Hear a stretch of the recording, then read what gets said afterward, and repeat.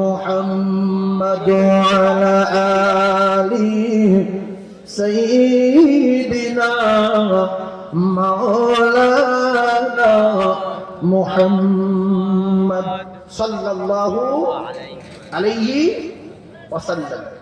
এটা একবার পড়েছেন, 10টা রহমত পেয়েছেন। তবে মুরগির বাচ্চা সম্পর্কে আপনারা জানেন, মুরগির বাচ্চা যখন ডিমে ওঠে না, 2-4টে যখন বাইরে থাকে, সেগুলো পচে যায়, যায় না, আর বিচ্ছিরি গন্ধ। আচ্ছা, এই কোরআন হাদিসের আলোচনা গন্ধ না বাস? কোরআন হাদিসের মজলিস, কোরআনের আলোচনা মধুর না গুড়? জোরে বলেন। মধুর। কে কে হাত তুলে দেখেন, আল্লাহ পাক ভিডিও করছে, এর ওসিলায় জান্নাতুল ফেরদাউস দিতে পারে। হাত তুলে নারী তাকবীর। কিন্তু মৌমাছি আর গোবরের পোকা, মৌমাছি আর গোবরের পোকা, বিচার করবেন ক্ষমতা বেশি কার গায়ে? মৌমাছি, গোবরের পোকা। মৌমাছি 14টা বড় ক্ষমতা, গোবরের পোকা ও ওটা ডালা চাপা যখন ঠেললে চলবে। ছোটবেলায় আমরা যখন লম্প চালিয়ে পড়তাম, ও উড়ি আসতো, এসে বসতো, একটা কোনো ডালা চাপা দিন আপনি হেঁটে যাবেন, কথা ঠিক না বলবো।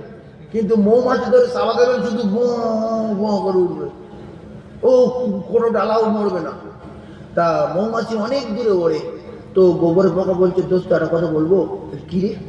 বলছে, তোর সাথে দোস্ত হয়েছে, একটা নসিবের ব্যাপার। তা তোর চেয়ে আমার ডানা ভালো, তোর চেয়ে ক্ষমতা বেশি, কিন্তু তোর মতো উঠতে পারি না কেন? এ বলছে, তা তুই ওরা শিখবি? বলছে, হ্যাঁ। বলছে, আমার চেয়ে তোর ডানা মোটা, তোর বডি মোটা, গায়ে 14টা বল ক্ষমতা, কিন্তু আমার মতো যদি ওরা শিখতে চাস, আমার বাড়ি একদিন যাস। বলে দাওয়াত দিয়ে গেল মৌমাছি। গোবর পোকা ভলি খেয়ে আচার খেয়ে গোবর বাড়ি গেছে। বাবু এসে, বাবু খুব কষ্ট হয়ে বাবা। তা বললে, আচ্ছা তাহলে বয় নাস্তা দিই।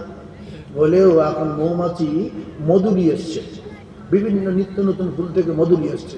আর মৌমাছির চাকে যে মৌমাছি মধু নিয়ে যায়, আল্লাহর কসম কিতাবে লেখা আছে, চেক করার জন্য চাকে মাস্টার আছে, যে গুইতে বসেছে না মরা পোথায় বসেছে মধু নিয়ে।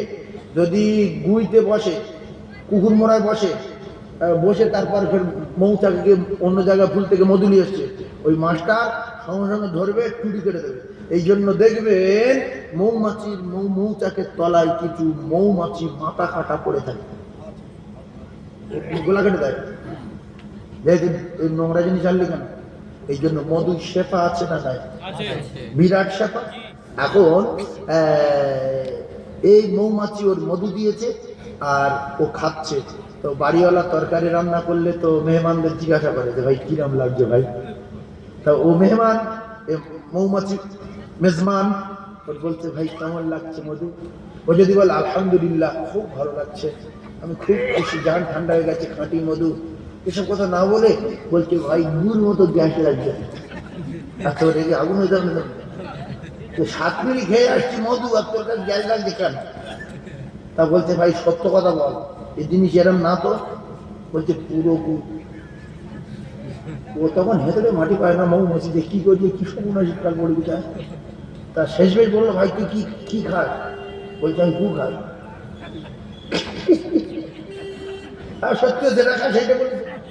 তা বলছে তুই যতদিন বাঁচবি আমার মতো উঠতে পারবি না, কারণ তোর দাঁতে গু, তোর কলজে গু, তোর ফ্যাপসায় গু, তোর সরব বডি গু। বেরো কাঁদে বেরো, তোর ওরা শিখতে হবে না, কারণ তোর কলিজায় ভরা গু। তোর কাছে যত মধু দেব, পায়খানার মতো গ্যাস লাগবে, মধুর সাথেই পাবি না। আল্লাহর কসম, কোরআনের বাণী মধুর বাণী। মুসলমান যারা হবে, ইমাম যাদের ভিতরে থাকবে, এদের কাছে মধুর মতো লাগবে, যাদের কাছে গন্ধ লাগবে দাঁড়াতে পারবে না। এত গন্ধ আমি টিকতে পারি না, তাই কিছু শুয়ে পড়বে, কিছু চলে যাবে। যে এত গ্যাস লাগবে আমি মোটে দাঁড়াতে পারছি না, মিনিট 15 জায়গায় দাঁড়িয়েছিল, গন্ধ ঠেলায় আমি পালিয়েছি, আমি ওখানে দাঁড়াতে পারিনি। আল্লাহর কসম, হাদিসের বাণী মধুর বাণী, কোরআনের বাণী মধুর বাণী। যার কাছে কোরআন আর হাদিস ভালো লাগবে, জানবেন এর ভিতরে মাল আছে, মাল আছে। কিছু লোকের গান ভালো লাগে, বাজার করতে গিয়ে গান শুনতে শুনতে প্যাকেটে ব্যবহৃত দুপুরে রান্না হয়নি, গান শুনিয়ে যাচ্ছে, গান শুনিয়ে যাচ্ছে। কিছু লোকের কোরআন ভালো লাগে, আলেম ওলামার যখন কেরাত হচ্ছে রাস্তায় দাঁড়িয়ে দাঁড়িয়ে শুনতে শুনতে ঘন্টার পর ঘন্টা চলে গেছে। কিছু লোকের রস ভালো লাগে, জলসায় দাঁড়িয়ে গেছে, যাচ্ছি যাচ্ছি করে রাত 2টো বেজে গেছে। বাড়ি গিয়ে বলছে এমন মাছ ধরেছে, কোথায় ছিল মা মনে নেই, 2 ঘন্টা পার হয়ে গেছে। এইগুলো নাম ঈমানওয়ালা, আল্লাহওয়ালা, আল্লাহওয়ালা। কোরআনের বাণী গন্ধ না, গন্ধ না, কোরআনের বাণী হলো মধুর বাণী। জোরে বলো, একবার চিল্লে তাকবীর দেন, নারে তাকবীর। আরো জোরে বলেন, নারে তাকবীর। না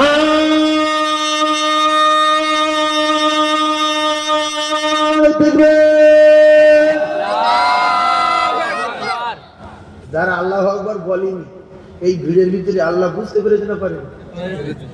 তাহলে ভেঙে গেল কেন? হাত বলে দেবে যে আল্লাহ অমুক সালে 10 যাচ্ছিল সেই গোপালগঞ্জে, এটা কি গোপালপুরে, আর ওই ওই ওই না এইদিকে একটা গোপালগঞ্জ আছে, আমি 3 বছর যাচ্ছি এইদিকে। তো ওই এই জলসায় বসেছিল, আপনার নাম বলতে বলছে বলেনি। এইসব শুনলে আল্লাহ রেগে যান না? যাবে তুই বলিনি, দিল একটা বাড়ি করেছে সবার ছড়ে। সেই জন্য করে যারা আল্লাহ বলেনি, আরেকবার বলেন নারে তাকবীর। আরো জোরে নারে তাকবীর। আচ্ছা, এই যে শব্দটা বলছি, আল্লাহ ছোট না বড়? আল্লাহ অনেক বড়, আল্লাহ মহান, আল্লাহ সর্বশ্রেষ্ঠ। আল্লাহ তার গোলামের মুখ দিয়ে যদি শোনে, আল্লাহ গোলামের উপরে খুশি না কাজা? আল্লাহ যদি আপনার সৃষ্টি করে, আপনি যদি আল্লাহর গোলাম হন, আল্লাহ যদি বড় হয়, বলেন অনেকে চুপ করে আছে, না আল্লাহ আমার তো বড়, আমি তার নাম ধরবো। অনেকে তো বিরাট জ্ঞান। এই জন্য সবাই আল্লাহ বলেন, ভালো হবে। নারে তাকবীর, আল্লাহু আকবার, নারে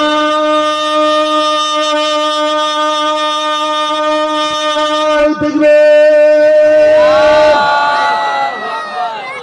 ব্যাস, এইবারে একটা